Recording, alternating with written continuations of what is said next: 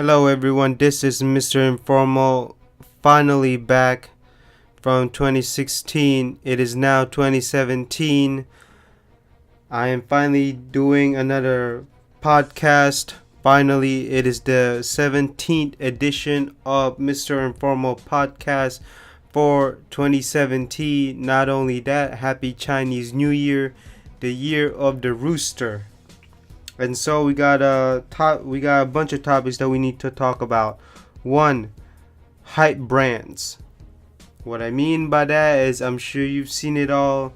Bape, Supreme, Anti-Social Club. Second one, Japanese fashion magazine. We gotta talk about that, okay? If you haven't seen Japanese fashion magazine, you are missing out on a lot of good stuff. Augmented reality in retail stores. Now this is a game changer. This has to be something that retailers are looking into. Also a lot of tech brands are looking into and integrate. Last one is artificial intelligence assisting you with shopping via phone or hub. That's another game changer. That's going to be, if not the future of shopping, or one of the future of shopping. And so let's get on with the first topic, okay? Actually, first and foremost, I just want to mention again, Happy New Year, and hopefully you are actually fulfilling your New Year's resolution, and also you have plans for 2017, big plans. I know I have big plans. But anyways, let's get on with the podcast. Number one is hype brands. Let me go down the list of brands here. Supreme, Diamond Supply Company, Anti-Social Club, Bape, OWGK, Odd Future Killed Them All. Oh, Odd Future Wolfgang Killed Them All. There we go. And so, if you haven't been keeping up with fashion, Supreme and Louis Vuitton have made a collaboration. They recently showed off their collection for fall and winter, 2017 collection, which a lot of the Supreme logo are integrated in a lot of the Louis Vuitton motifs, prints, and patterns. But I want to talk about something with hype brands. Will they last? Will they be a classic piece in the future? I thought about it. Bape used to be number one at this. And look at where they are now. They're non-existent. They're still making clothes. They're still there, but they're not as strong as they used to be. Supreme has taken over their spot. Same with Diamond Supply Company. They used to be there. Same with OFWD's musician clothing brands, I guess you can say. And there's a new up-and-coming clothing brand called Anti-Social Clubs, which just recently had a release, and there were people lining out, and people are actually feeling them. And another brand could say is Kanye West brands. I have not seen at the store or any of the retail store or even luxury stores Kanye West clothing. I'm not talking about a pop-up shop. I'm not talking about secondhand or buy from eBay or a hustler or resellers. No, I'm strictly talking about from the retailer standpoint. I have not seen his clothing, his garments. And so will they last? Well, I'm not really sure if they would last. I'm not going to say no. I'm not going to say yes, because based on previous experiences and previous brands, they did not last. Now, could they always stay consistent? Could they always stay alive? Of course, anything is possible as long as you can maintain your fans, your following, your cult, also your brands, and also your designs. Anything can happen. But the thing is with these hype brands is again, that's why they're called hype, because they're more into hype. They use social media, they use word of mouth to get their brands to market and also hype and also to sell. But in terms of design, they're just not there. Printed t-shirts, graphic t-shirts, even just putting your box logo onto a bag and you just call it, bag. That's it. And there's no detailed work, there's no behind the scenes. All it is just, let's have a silhouette, let's put our logo on it, and we call it a day. There's no further design into it. That's why it's just hype. That's, people just call it, and people think, oh, I'm wearing this particular brand that's up and coming, no one knows about it, so I'm cool now. And that's not what makes a clothing brand. A clothing brand should always be about consistency, design, and research, and also maintaining the consistency in your demographics. And a lot of these high brands, especially with Babe, was just like doing the same old thing over and over, and then their fans got sick and tired of it, and they were sold off to a Chinese brand, and then they're still making clothes, but they're not as strong as they used to be because they never ever change. Supreme looks like that's how they're gonna go. Supreme puts their box logo onto a lighter and then suddenly raise up the price by 500%. People buy it up. I don't get it. I really don't.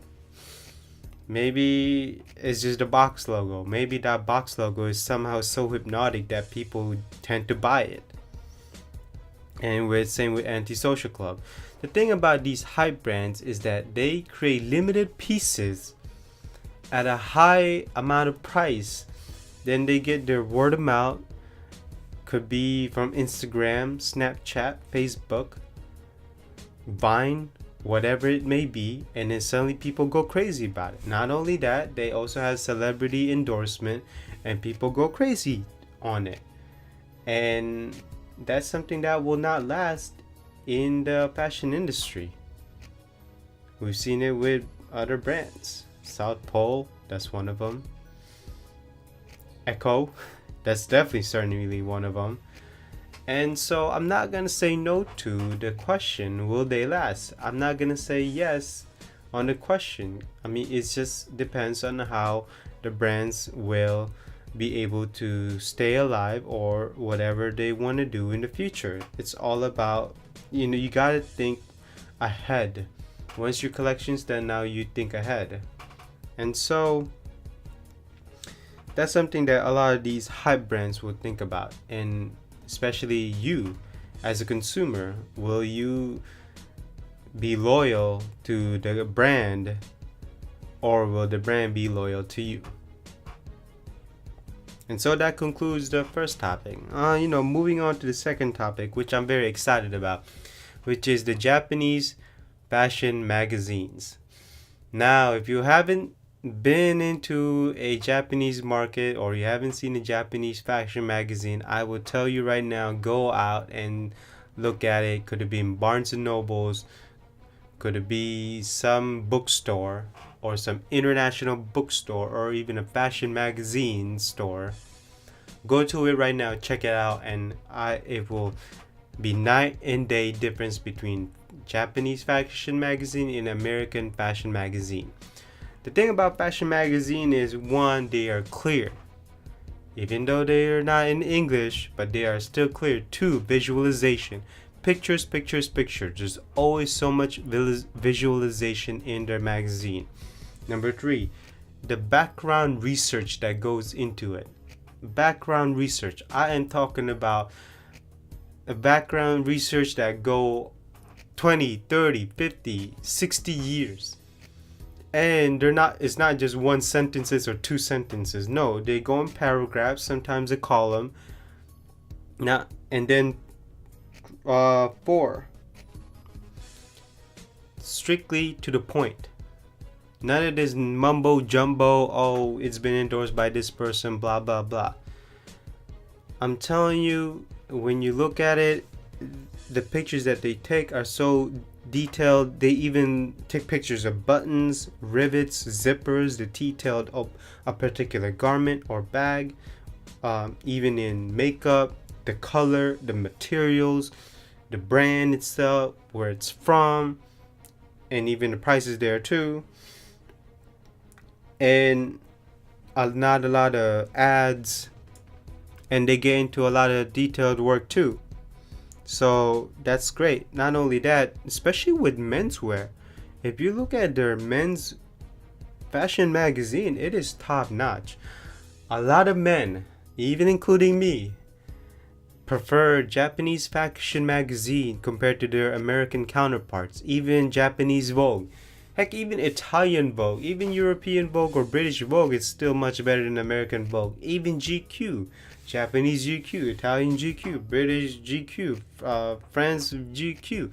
It's so much better than their American counterpart. I used to be a GQ membership subscriber, but not anymore because their lack of detailed work and research is what makes me as a consumer stop reading from them. I can't rely on them. That's why I have to rely on international magazines to further know about these brands that I never heard of, or even certain part of garments or bags that are so detailed that I didn't even know about it.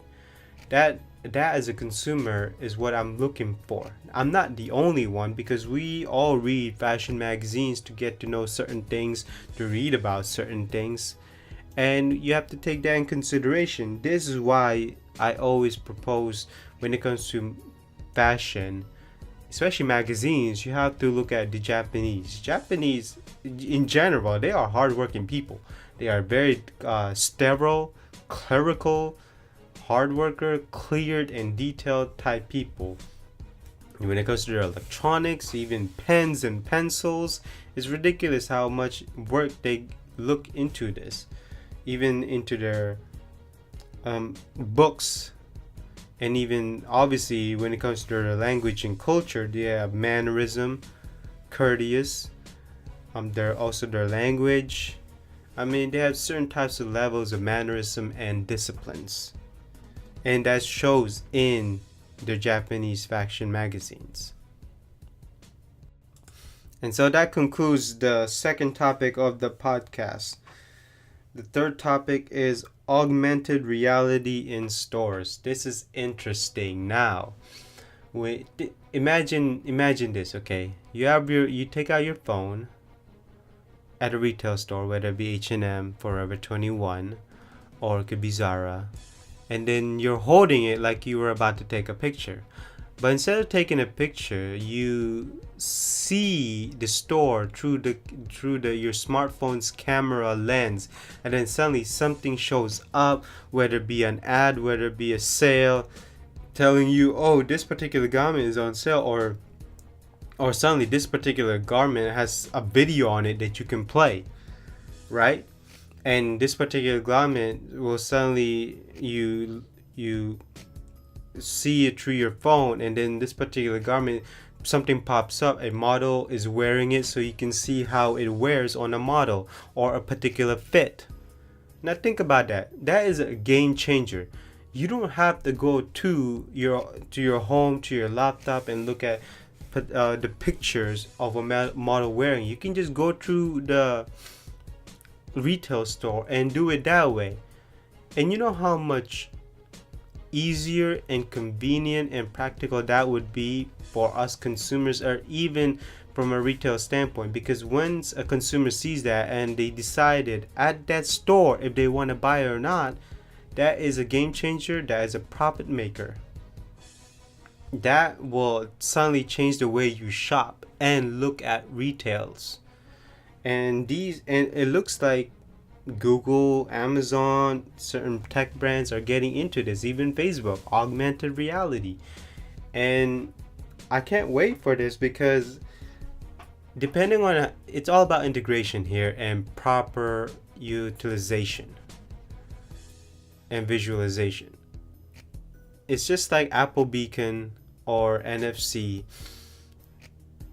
You have to integrate this really well for this to work. But its potential is exciting.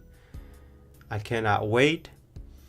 And the future looks bright when it comes to retail store. Now, if I was a CEO of a particular retailer, I'm excited about this, because it will, if I would actually integrate this, because I will be ahead, I will be innovating, Not only that, my customer will also look at a particular garment through a different lens or different viewpoints, and it will also help my customer decide whether they want the clothes or not.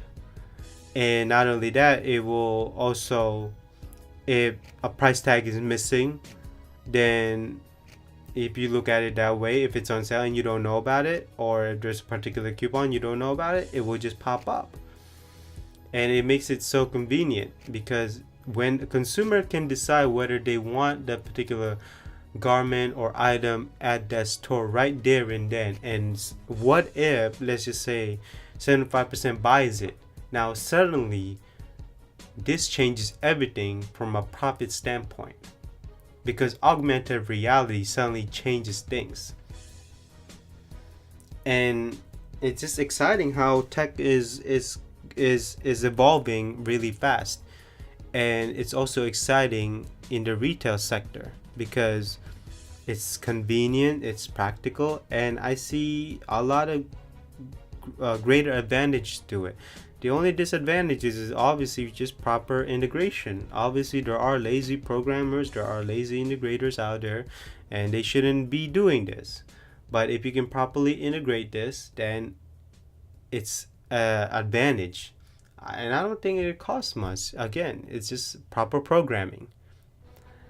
And so that concludes the third topic here in the podcast, which is augmented reality.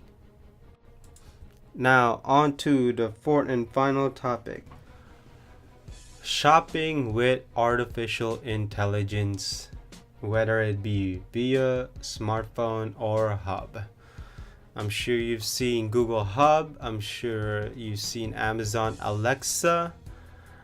I'm sure you've also seen Siri on your smartphones. I'm sure you've also seen Cortana on your Windows phone or Windows PC.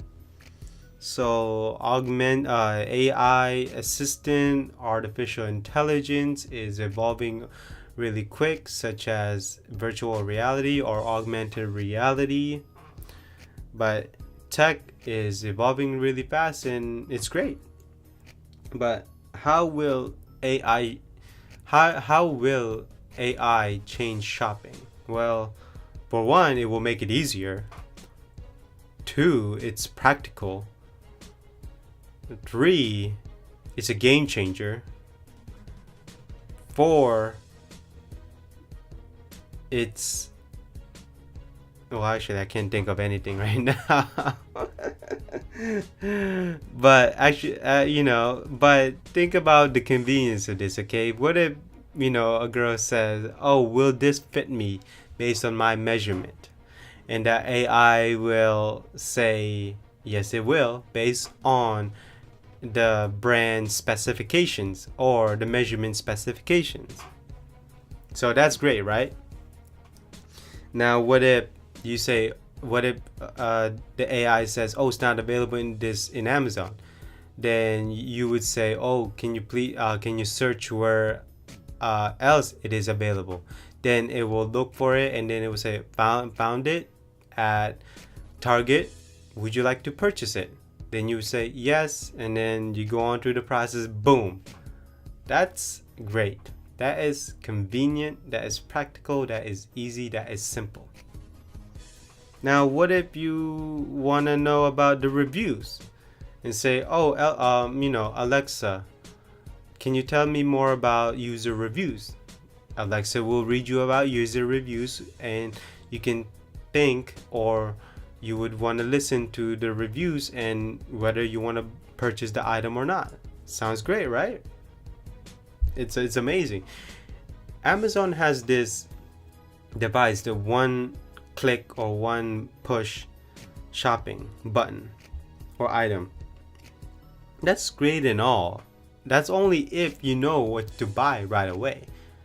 That's automatic, but what if it's like fashion? What if it's clothes? What if it's electronics? What if it's shoes? Where it's something you have to touch and feel, and you have to know specific measurements, because with fashion, especially garments, it's always different, especially with jeans, especially with shoes. We all have different body shapes and sizes. So we want to know specifically and detailed work. And with AI, it can provide us with detailed descriptions, specifications, measurements. And so it makes it easier. Not only that, we're not always on the computer, chasing and chasing and chasing. AI will automatically search for us. The quicker we can shop, or the quicker these hubs or these AI can assist us, the quicker we can decide, and also the quicker we can purchase. This is what a lot of these brands, especially retailers, are looking for. It's quick purchases, impulse buy, could be long-term investments. And so the future is bright when it comes to AI on its own. But assisting you with shopping using AI, that changes everything. I mean, it's basically like a personal assistant when you go shopping. That's great, right? You don't need to bring your spouse with you.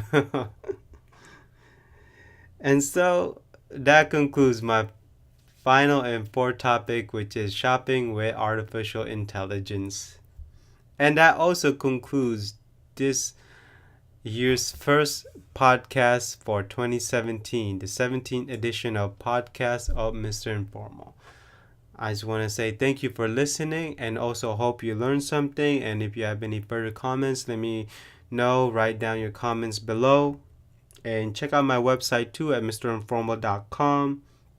If you have any questions, let me know. If you have any ideas of topics for me to talk about, let me know too.